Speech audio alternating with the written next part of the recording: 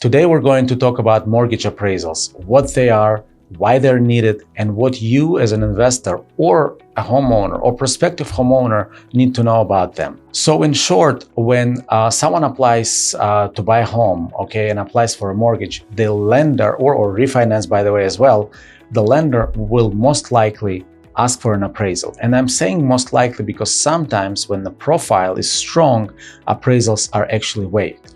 But let's talk about those situations where they're not waived and you need one. First, the appraisal just means that someone who has a knowledge in appraising homes, they actually went to school, they passed difficult tests, they got certified.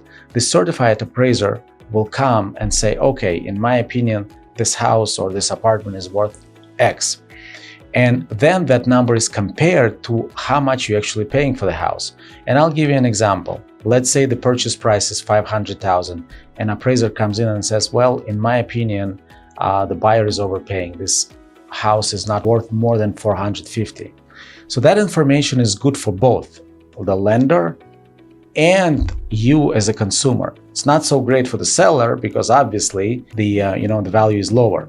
But that $450,000 value that I just mentioned is going to serve as a starting point for the bank. They no longer will consider that you pay $500,000. It is $450,000 for their underwriting guidelines. It's always the lower of the two, the purchase price or the appraised value. But in addition to this, appraisal can identify other issues. For example, there is an illegal kitchen downstairs. What do you do with them? There are ways to go around this, legal ways, and we can talk more about this if one of you is in that situation. But normally, that is also going to be on the appraisal. Appraisal is also there to tell you that the house is livable or not. And if it's a not livable house, then you might have an issue financing it. However, it is a subjective opinion. Someone may think that this house is worth $500,000 and appraisal may say, nope, I think it's worth more or less. It has been a topic of a debate many times when it doesn't come on the money.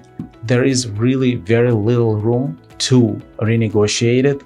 And again, as always in life, there are options. We can always send the second appraiser and go to another bank. And if that appraisal comes back with a better value, the bank will take it.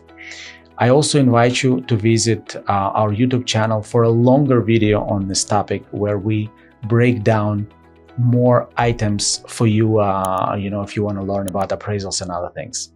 God bless you all.